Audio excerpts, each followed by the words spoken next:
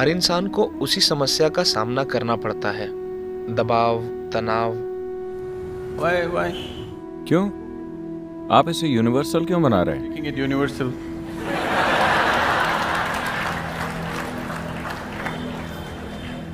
ये बस आपकी धारणा है। You are assuming that. ठीक है, आप दबाव में हैं, तनाव में हैं, और क्या? एक और बात, यातना। Torture. शादी करके योग के रास्ते पर चलते हुए मंजिल तक पहुंचना और शादी किए बिना योग के रास्ते पर चलना, कौन सा तरीका सबसे अच्छा है?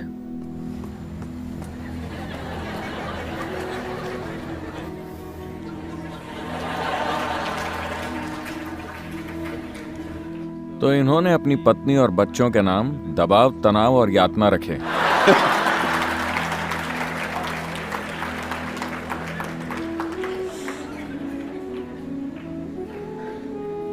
पत्नी और 2 बच्चे, दबाव, तनाव और यातना। How's that? I don't. मैं नहीं चाहता कि आप योग के रास्ते पर चलें। आप जिस भी राह पर चल रहे हो, अपने साथ योग को लेकर चलें।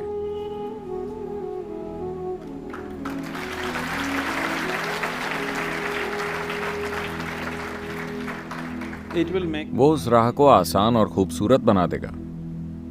चाहे आप उत्तर की ओर जाएं या दक्षिण की ओर, अगर अंधेरा होता है तो आप टॉर्च लेकर जाते हैं, है ना? उत्तर की ओर जाने वाले टॉर्च लेकर जाते हैं और दक्षिण की ओर जाने वाले अंधेरे के साथ चलते हैं। क्या ऐसा होता है? No. तो आप शादी करते हैं अपनी जरूरतों की वजह से। आप अपनी पत्नी के साथ पैदा नहीं हुए थे क्या? You were आप इस तरह से जन्मे थे, एक संपूर्ण मनुष्य के रूप में। चूंकि आपकी कुछ जरूरतें हैं, शारीरिक, मानसिक, भावनात्मक, शायद आर्थिक, financial. सामाजिक, वो भी होती हैं, है ना? तो कई जरूरतें होती हैं। Various needs. आमतौर पर शादी को ऐसा पैकेज माना जाता है जो इन सभी जरूरतों को पूरा करता है। शारीरिक जरूरतें, मानसिक जरूरतें, भावनात्मक जरूरतें, सामाजिक जरूरतें, कभी कभार आर्थिक जरूरतें भी। तो ये एक व्यापक पैकेज है। Package. जब आप शादी करते हैं तो ये सारी समस्याएं एक साथ सुलझ जाती हैं। कभी कभार आपकी कुछ जरूरतों को पूरा करने से इनकार कर दिया जाता है, इसलिए आप दबाव, तनाव और यातना महसूस करते हैं। मैं आपको समझाना चाहता हूं कि आपने अपने भलाई के लिए शादी की थी, किसी और के लिए कोई बलिदान नहीं किया था। आपने अपनी जरूरतें और अपनी भलाई के लिए शादी की थी, है ना? आपको ये जिंदगी भर याद रखना चाहिए। आपने शादी करके एक दूसरे इंसान को अपने साथ बांध लिया है अपनी जरूरतों के कारण। आपने दूसरे इंसान की खातिर ऐसा नहीं किया, है कि नहीं? Yes or no? सच यही है ना? Right about this. Yes or no? Yes. हाँ, You remember. ये याद रखिए। अगर आप ये याद रखेंगे तो आप आभारी होकर जीवन जिएंगे। You, if not all ठीक है, of them. वो सभी 5 जरूरतें न भी सही, कम से कम मेरी 2 जरूरतों को तुमने पूरा कर दिया, इसके लिए बहुत धन्यवाद, है ना? Isn't it? सभी 5 जरूरतें हो सकता है कि उन्होंने ठीक से पूरी नहीं की, लेकिन कम से कम 2 या 3 को आपके पति या पत्नी पूरा करते हैं, है ना? उन्होंने किया कि नहीं किया? अगर उन्होंने कुछ भी पूरा नहीं किया होता तो मुझे नहीं लगता कि आप अब भी उनके साथ होते, है कि नहीं? Yes or no?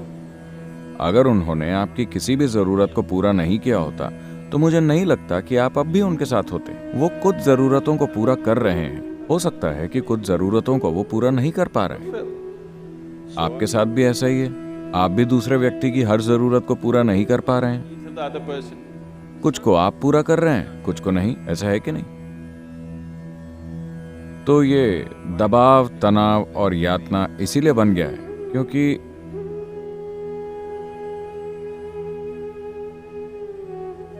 अभी तक आपने चाहे उसे जैसा भी बना दिया हो, उससे कोई फर्क नहीं पड़ता। अगर आप चाहें तो 3 दिनों में, चाहे आपकी स्थिति कितनी भी बुरी हो, 3 दिनों के भीतर आप उसे एक शांतिपूर्ण स्थिति में ला सकते हैं। अगर प्यार नहीं, अगर आनंद नहीं, तो कम से कम एक शांतिपूर्ण स्थिति आप 3 दिन के भीतर ला सकते हैं, अगर आप इसके लिए 100% इच्छुक हो, Yes or no? है कि नहीं? कम से कम आप चुप तो हो ही सकते हैं, Simply, चाहे कुछ भी हो जाए, peace will happen. शांति छा जाएगी। और हो सकता है कि उन्हें ये पसंद आए।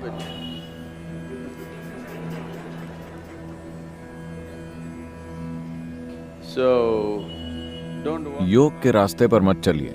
रास्ते चाहे कोई भी हो, आप अपने साथ योग को लेकर चलिए। अगर आप योग को अपने साथ लेकर चलते हैं तो वो आपके रास्ते को रोशन कर देगा, चाहे आपने कोई भी रास्ता चुना हो।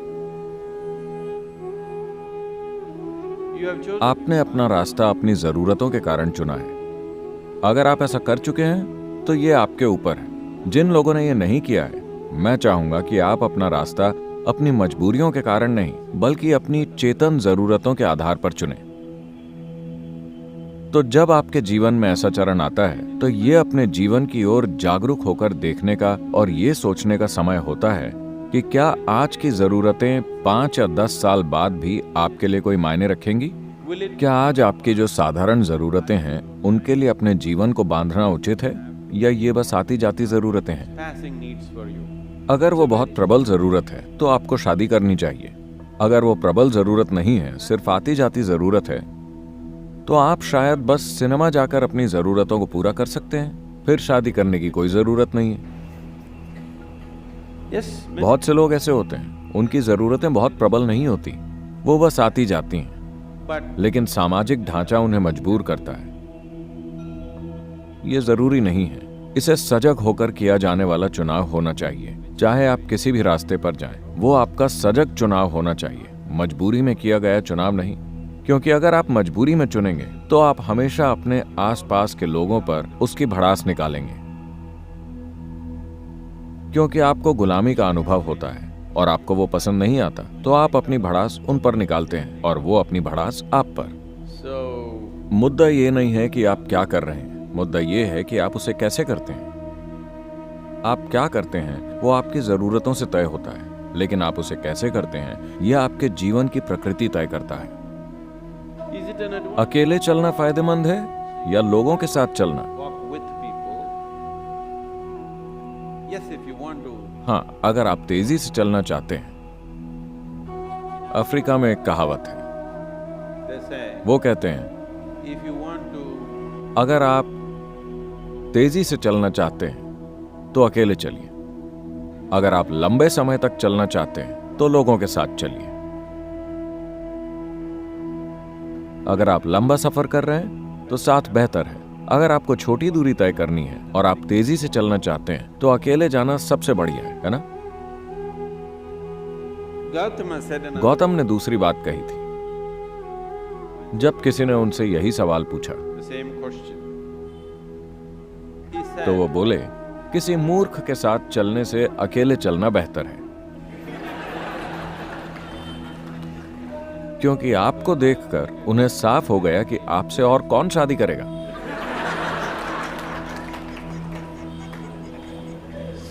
So that is Gautama. तो ये गौतम के काम करने का तरीका था। वो हमेशा लोगों को किसी का साथ लेने के लिए मना करते थे। उनका कहना था, ये जीवन एक छोटा सा सफर है, आपको साथ किस लिए चाहिए? Need company. जब आप इस शरीर को छोड़ेंगे तो वो एक लंबा सफर है, वहां मैं रहूंगा। ये उनकी पेशकश है। This is the offer.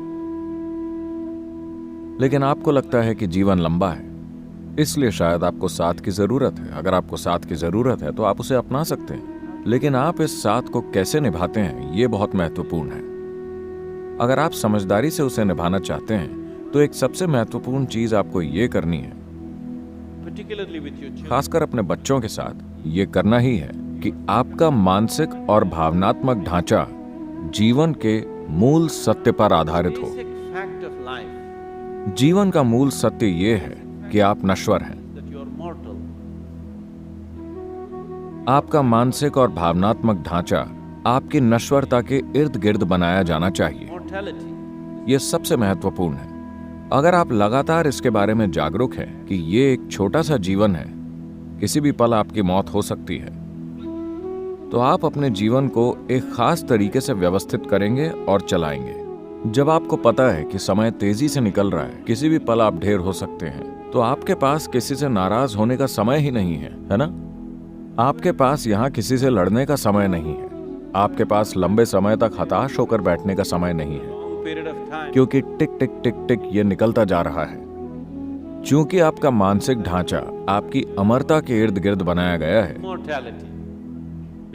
इसीलिए आपके पास ढेर सारा समय है लड़ने, हताश होने, निराश होने, कुड़ने, गुस्सा होने के लिए। आपके पास ढेर सारा समय है। इसलिए ये बहुत ही महत्वपूर्ण है कि हर कोई अपना मानसिक और भावनात्मक ढांचा हमारे अस्तित्व की नश्वरता के इर्द गिर्द बनाए। आखिर आप पिछली पीढ़ी से बेटन लेकर अगली पीढ़ी तक पहुंचाने वाले कैरियर भर हैं, है ना? कुछ समय के लिए ये दुनिया आपके हाथों में होती है, उसके बाद वो किसी और के पास चली जाती है। आप देखेंगे कि पिछली पीढ़ी से बेटन लेने की प्रक्रिया सबसे भद्दे तरीके से होती है। अगली पीढ़ी को बेटन थमाने की प्रक्रिया भयानक तरीके से होती है, सिर्फ इसलिए क्योंकि लोगों का मानसिक ढांचा खड़ा होता है उनके अमरता के विश्वास के इर्द गिर्द। वो देखते नहीं कि वो नश्वर हैं। अगर आप लगातार सजग हैं कि आप नश्वर हैं, तो स्वाभाविक रूप से आप समझदारी से व्यवहार करेंगे। आपके पास बेवकूफी के लिए समय नहीं होगा। मान लीजिए कि आपको पता हो कि कल आप मरने वाले हैं, तो क्या आप अपना आज का समय किसी से लड़ने में बिताएंगे? क्योंकि आपका समय निकल रहा है ना? आपका समय अब भी तेजी से भाग रहा है। डॉक्टर के आपको कोई भयानक बीमारी बताने के बाद नहीं, वो अब भी निकल रहा है ना? अगर आप इसकी संभावना को जानना चाहते हैं, इसकी विशालता को जानना चाहते हैं, तो समय बहुत तेजी से भाग रहा है। और समय एक बहुत ही सापेक्ष या रिलेटिव अनुभव है। अगर आप खुश और आनंदित हैं, तो चाहे आप 100 साल जिएं, ये बहुत छोटा जीवन होगा, पल भर में निकल जाएगा। तो इस छोटे से जीवन में आपको समय कहां मिलता है? दबाव, तनाव और यातना के लिए? मुझे नहीं पता कि आपको कैसे समय मिलता है। ऐसा सिर्फ इसलिए होता है क्योंकि आप खुद को अमर समझते हैं। यह आपकी सबसे बड़ी गलती है। यह एक छोटा सा सफर है। आपको इसे जितना हो सके गरिमामय और आनंद से भरा बनाना चाहिए। अगर आप ब्रह्मांड को नहीं जानते, तो कम से कम जीवन के इस अंश को जानना चाहिए। मरने से पहले हर किसी के साथ ऐसा होना ही चाहिए।